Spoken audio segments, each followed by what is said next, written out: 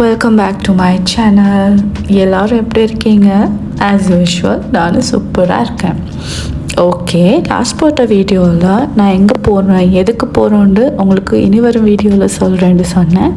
சில ஷார்ட்ஸை வச்சு நீங்கள் தெரிஞ்சிட்டு இருந்துப்பீங்க நான் எங்கே போயிருக்கேன்னா. எஸ், நான் துபாய் வந்திருக்கேன். ஸோ துபாய்ட ஃபர்ஸ்ட் டே நான் எப்படி ஸ்பெண்ட் பண்ணேன், என்ன செஞ்சேன்றது தான் இன்னையோட வீடியோவில் நான் ஷேர் பண்ண போகிறேன். ஸோ துபாய் எப்படி வந்தேன், அதோட ப்ரோசஸ்லாம் என்ன நடந்துச்சு, என்னென்ன டாக்குமெண்டேஷன்லாம் தேவைன்றதை நான் ரிலாக்ஸாக துபாய் முடிஞ்சு கத்தார் போனப்புறம் நான் உங்களுக்கு அப்லோட் பண்ணுற ஒரு வீடியோ. இது ஜஸ்ட் ஒரு friendly and fun loving video.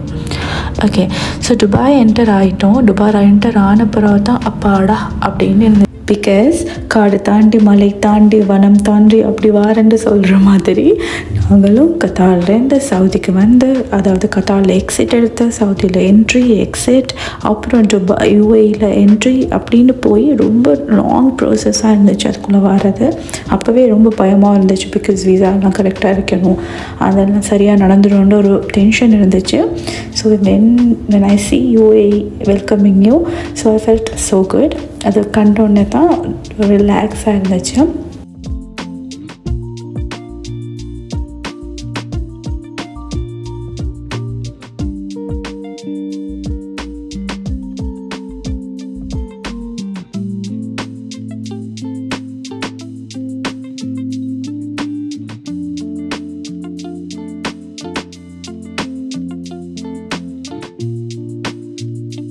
Okay, இப்போ நாங்கள் துபாய் என்டர் UAE என்டர் ஆகிட்டோம். Not Dubai, UAE. As you know, UAEன்றது ஒரு பெரிய ஒரு நாடு. அதில் சின்ன சின்ன இடங்கள் தான் துபாய், ஷார்ஜா, அபுதாபி அப்படி நிறைய ஏரியாஸ் இருக்குது. ஸோ இப்போ எங்களோட பிளான் துபாய்க்கு போகிறது, துபாய் சுற்றி பார்க்குறது. ஸோ UAEக்கு என்டர் ஆகிட்டோம். யூ கேன் see இந்த வீடியோ. UAEக்கு என்டர் ஆனதுக்கப்புறம் அதில் இருந்து துபாய்க்கு ரொம்ப டைம் பிடிக்கும். நிறைய ஜேர்னி, நிறைய லாங் டைம் இருக்குது.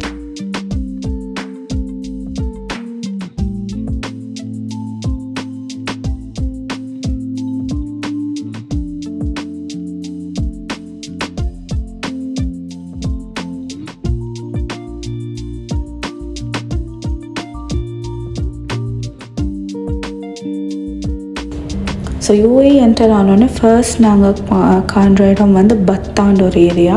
ஸோ அதாவது சவுதியிலேருந்து துபாயோட போர்டரில் இருக்கிற ஒரு ஏரியா இதுன்னா பத்தா. So you can see we are so happy. எல்லா இமிக்ரேஷன் ப்ராசஸ் எல்லாம் முடிஞ்சு உள்ள என்டர் ஆகிட்டோம். ரொம்ப சந்தோஷமாகிடுச்சு. காரை பார்த்திங்கன்னா நான் ஹலாக்கு தூங்குறதுக்கு ஏற்ற மாதிரி ஒரு கரெக்ட் ப்ரிப்பரேஷனில் தான் வந்தேன். பேக் சைடில் வந்து நல்ல மேட்ரஸ் விரித்து அதுக்கு தேவையான பீலோ எல்லாம் செட் பண்ணி எவ்வளோ நேரம் மேடம் தூங்கிட்டு இருந்தாங்க. இப்போ தான் எழும்பினாங்க. நாங்கள் மார்னிங் ஒரு 3:30 4:35 மாதிரி அங்கேருந்து கிளம்பி அங்கே சின்ன சின்ன ப்ராசஸ்லாம் பார்த்துட்டு சின்ன சின்ன திங்ஸ் எல்லாம் வாங்கிட்டு துபாய்க்குள் வெளியே இமிக்ரேஷன் ப்ராசஸ்லாம் முடிச்சுட்டு வந்தோம். ஸோ பத்தாலிருந்து நாங்கள் வெளியாகும் போது, அதாவது UAE என்டர் ஆகி பத்தாவில் வெளியாகும் போது நாங்கள் பார்த்த ஒரு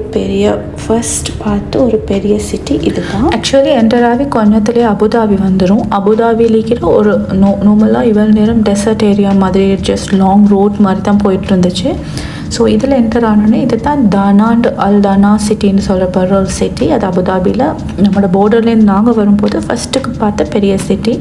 இதில் வந்து பெரிய பெரிய பில்டிங்ஸ்லாம் இருக்கிறத விட நீங்கள் பார்க்க முடியும் எல்லாம் சேம் நம்மளோட பர்வா வில்லேஜ், கத்தாரில் இருக்கிற பர்வா வில்லேஜ் அந்த மாதிரி ஒரு சிட்டி ஏரியா, ஒரு வில்லேஜ் ஏரியா உண்டு. அதாவது பெரிய பெரிய பொசிஷனில் இருக்கிறவங்களுக்கு கொடுத்துக்கிற குவார்ட்டர்ஸ் மாதிரி வைக்கப்பட்டிருக்கிற ஒரு ஏரியான்னு சொல்கிறத கேட்டேன்.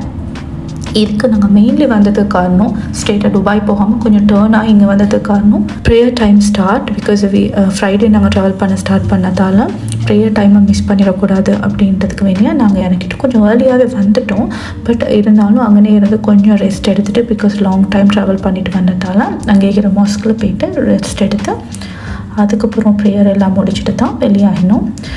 அப்புறம் வெளியாகி சாப்பிட்றதுக்கு ரொம்ப கஷ்டப்பட்டோம். எல்லாருக்கும் ரொம்ப பசி எடுத்துருச்சு. பசின்னு சொல்ல தொடங்கிட்டாங்க. எனக்கும் ரொம்ப ரொம்ப பசி எடுத்துருச்சு. அப்புறம் ஒரு ஹோட்டல் ரொம்ப கஷ்டப்பட்டு தேடி ஒரு அல்தானா ட்ரெடிஷ்னல் சூக்குன்னு ஒரு சூக் ஒன்று கிடச்சிது. Trust me, it's a heritage village மாதிரி இருந்துச்சு. ரொம்ப அழகான ஒரு சூக். இதில் வித்தியாசமான எல்லாமே வித்தியாசமான பில்டிங் ஸ்ட்ரக்சர்ஸ் எல்லாம் வித்தியாசமாக இருந்துச்சு. அதில் ஹேவ் நோ அதர் ஆப்ஷன் அப்படின்ன மாதிரி வேறு ஆப்ஷனே இல்லைன்ட்டு ஒரு இந்தியன் ரெஸ்டாரண்ட் வந்து கண்டுபிடிச்சி அதுக்குள்ளே போனோம். You can see Nels and ஒரு இந்தியன் ரெஸ்டாரண்ட். இப்போ ரியலி எந்த ஆப்ஷனுமே இல்லை அப்படின்னு தான் அந்த ரெஸ்டாரண்ட்டில் என்டர் ஆகினோம். ஃபார்ச்சுனேட்லி அவங்களோட anniversary as you no 1st September எங்களோட அனிவர்சரிக்கு தான் நாங்கள் ட்ரிப் வந்திருக்கோம். ஸோ அது மாதிரி அந்த ஷாப்போட அனிவர்சரி ஸ்பெஷல் வந்து ஏதோ ஒரு பிரியாணி போட்டிருந்தாங்க. ஸோ லெட்ஸ் ட்ரை இட் அப்படின்னு அந்த ஸ்பெஷலே நாங்களும் எடுத்து ட்ரை பண்ணோம். இந்த காஞ்சி கிடந்தவனுக்கு வந்து பெரிய விந்தை கிடைச்ச மாதிரி செம்மையாக இருந்துச்சு. ரொம்ப ரொம்ப ரொம்ப நல்லா இருந்துச்சு. அப்புறம் mango juice very cheap, just 10 dirham. நீங்கள் கேள்விப்பட்டிருப்பீங்க வெரி எக்ஸ்பென்சிவ் கண்ட்ரி, ரொம்ப கஷ்டம் ஃபுட்டெல்லாம் அந்த சீப் ப்ரைஸுக்கு எடுக்கிறதுக்கு. பட் 10 dirhamக்கு சாப்பாடு அப்புறம் மேங்கோ ஜூஸ் ஒன்று எடுத்து குடித்தோம். ரொம்ப நல்லா இருந்துச்சு.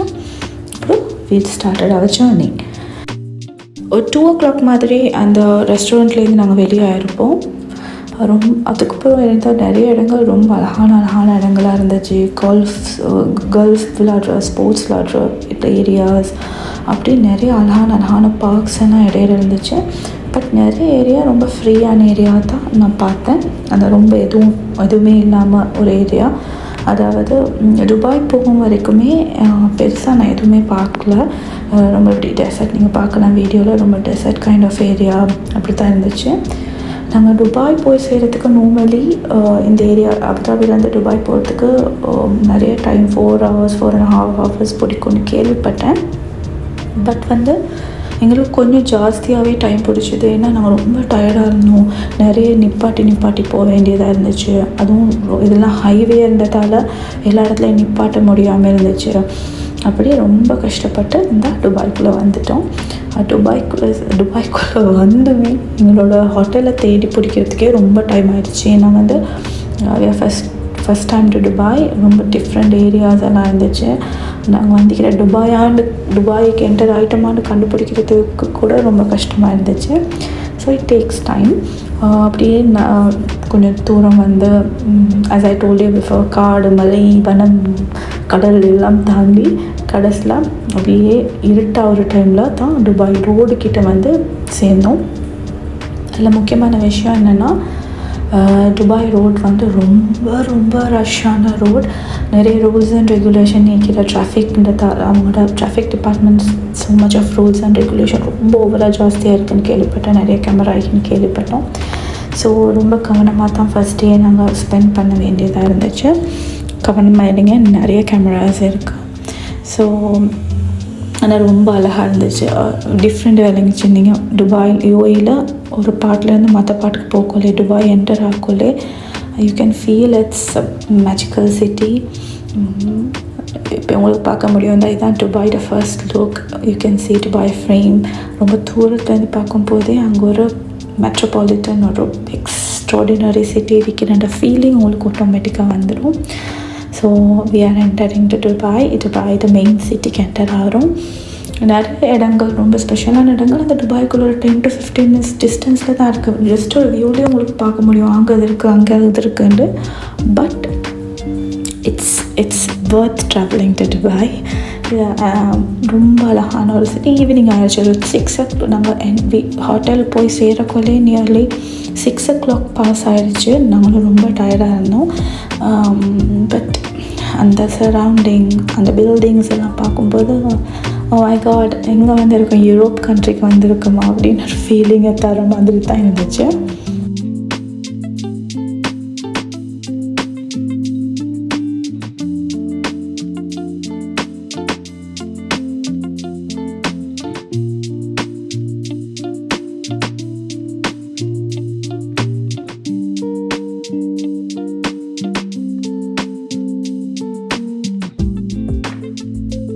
ஓகே, ரொம்ப கஷ்டப்பட்டு ஹோட்டலுக்குள்ளே என்டர் ஆகினோம். ஹோட்டலுக்குள்ளே என்டர் ஆகி ஸ்பெஷலாக ஆர்டர் பண்ணியிருந்த பேஸ்ட்ரி ட்ரே எனக்காக வெயிட் பண்ணிட்டு இருந்துச்சு. Because today's anniversary, 10th year anniversary. So ரொம்ப க்யூட்டாக டெக்கரேட் பண்ணி அழகாக வச்சுருந்தாங்க. அப்புறம் 2 பேரும் அதை என்ஜாய் பண்ணோம். நான் 3 பேரும் அதை என்ஜாய் பண்ணோம் ஆக்சுவலி.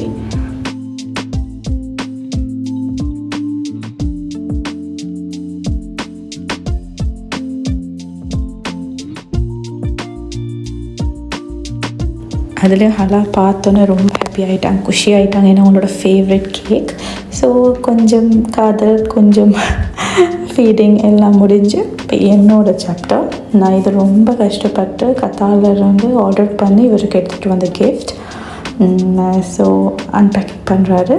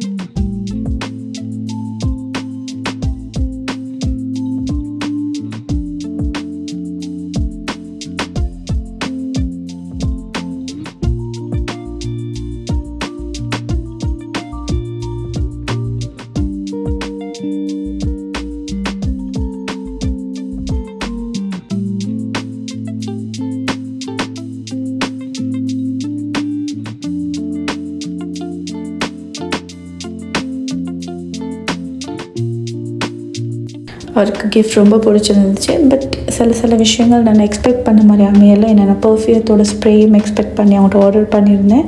நான் ஆர்டரை சரியாக செக் பண்ணாதால் சில விஷயங்கள் அங்கே மிஸ் ஆகிருந்துச்சு. But it's okay, we are happy. அப்புறம் லைட் பாடி வாஷ் பண்ணி டிங்கரிங் பெயிண்டிங் எல்லாம் பண்ணி என்னோட லுக்கை மாற்றிட்டு நான் மெயின்லி இன்றைக்கி நல்லா ரொம்ப லேட் ஆகிடுச்சு, ரொம்ப டயர்டாகிடுச்சு. இருந்தாலும் எங்கள் அனிவர்சரி அன்றைக்கி இந்த இடத்துக்கு போகணும், இந்த இடத்துல ஃபோட்டோ எடுக்கணுன்றது என்னோடய மெயின் தீமாக இருந்துச்சு. அப்படி அந்த மெயின் தீமை ஃபுல்ஃபில் பண்ணுறதுக்கு, என்னோடய ஆசையை ஃபுல்ஃபில் பண்ணுறதுக்கு அவ்வளோ தூரம் ட்ரைவ் பண்ண வந்த டயர்டில் கூட என் ஹஸ்பண்ட் கூப்பிட்டு போனார். One of my favourite place to visit. That is none other than என்னோட favourite Burj Khalifa, the world's tallest building. இந்த உலகத்திலே ரொம்ப உயரமான பில்டிங். Of course it is. ஏன்னா ரொம்ப தலையை எவ்வளோ தூக்கி உயர பார்த்தாலும் நம்மளால் பார்க்கவே முடியல, அவ்வளோ சிரமமாக இருந்துச்சு. துபாயில் எந்த ஏரியாவிலேருந்து நம்ம பார்த்தாலும் அது பார்க்கக்கூடியதாக இருக்குது. So I so happy. பார்த்தோன்னே உண்மையிலே நான் அதுக்கு முன்னுக்கு நிற்கிறேனா அப்படின்னு ஒரு ஃபீலிங் ஒன்று எனக்கு நிஜமாலுமே வந்துச்சு. எனக்கு மட்டும் இல்லை, ஆஃப்கோர்ஸ் யார் வந்தாலும் எல்லாருக்கும் அந்த ஃபீலிங் வரும். அப்புறம் ஆப்வியஸ்லி எல்லோரும் பண்ணுற மாதிரி கொஞ்சம் செல்ஃபீஸ், பிக்சர்ஸ் எல்லாம் எடுத்தோம்.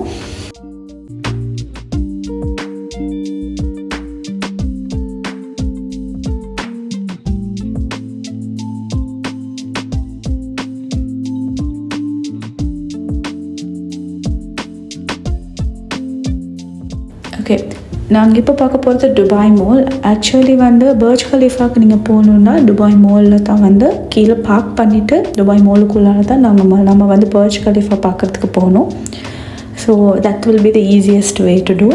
ரொம்ப அழகான ஒரு பில்டிங். துபாய் மாலுன்றது ரொம்ப அழகான ஒரு பில்டிங். அதோட ஆர்கிடெக்சர் ரொம்ப சூப்பராக இருந்துச்சு. பட் ரொம்ப டிஃபிகல்ட்டாக இருந்துச்சு ஃபைண்ட் பண்ணுறதுக்கு. அது ரொம்ப பெரிய மால்ன்றதால எங்கே பார்க் பண்ணணும், எங்கே போகிறோன்னு ரொம்ப கஷ்டமாக இருந்துச்சு. நீங்கள் அப்படி துபாய் மாலுக்குள்ளே பார்க் பண்ணிவிட்டு பர்ஜ் கலீஃபா பார்க்க போகிறீங்கன்னா மேக் ஷுர் எந்த என்ட்ரன்ஸால் வாரீங்க, எங்கே நீங்கள் கார் பார்க் பண்ணிக்கிறீங்க எல்லாம் ஸ்க்ரீன்ஷாட் எடுத்துகிட்டே போங்க. அப்போ உங்களுக்கு ரொம்ப ஈஸியாக இருக்கும். துபாய் மால் இன்னொரு ஸ்பெஷல் என்னென்னா அக்வேரியம், இண்டோர் அக்வேரியம் அது. பட் அவுட் சைட்லேருந்து நம்ம அக்வேரியமை நம்ம பார்க்கலாம். செம்மையான ஃபிஷ்ஷஸ் எல்லாம் இருக்கிற ஒரு அழகான அக்வேரியம். நாங்கள் கொஞ்சம் லேட்டானதால் அதில் லைட்ஸ் எல்லாம் ஆஃப் பண்ணியிருந்தாங்க, ரொம்ப கிளியராக பார்க்க முடியல. பட் இங்கே வந்தால் கட்டாயமாக இதை நீங்கள்லாம் பார்க்கணும். ஓகே, இதோட என்னோடய ஃபர்ஸ்ட் டே முடிஞ்சுது. அப்புறம் டின்னர் டேட் போனோம். அது சம்மந்தமான ஒரு வீடியோவை நான் செப்பரேட்டாக உங்களுக்கு அப்லோட் பண்ணுறேன். ஓகே, நம்ம வீடியோவில் எண்டுக்கு வந்துட்டோம். நீங்கள் இன்னும் எங்களோட சேனலை சப்ஸ்கிரைப் பண்ணாமல் இருந்தீங்கன்னா கட்டாயமாக சப்ஸ்கிரைப் பண்ணிக்கோங்க. ஒன்ஸ் அகெயின் இன்னொரு இன்ட்ரெஸ்டிங்கான வீடியோவில் உங்களை சந்திக்கிறேன். லைக், ஷேர், சப்ஸ்கிரைப் அண்ட் உங்களோட ஃபீலிங்ஸை வந்து காமெண்ட் பாக்ஸில் தெரிவிங்க. Let's together explore and capture the moments. Thank you.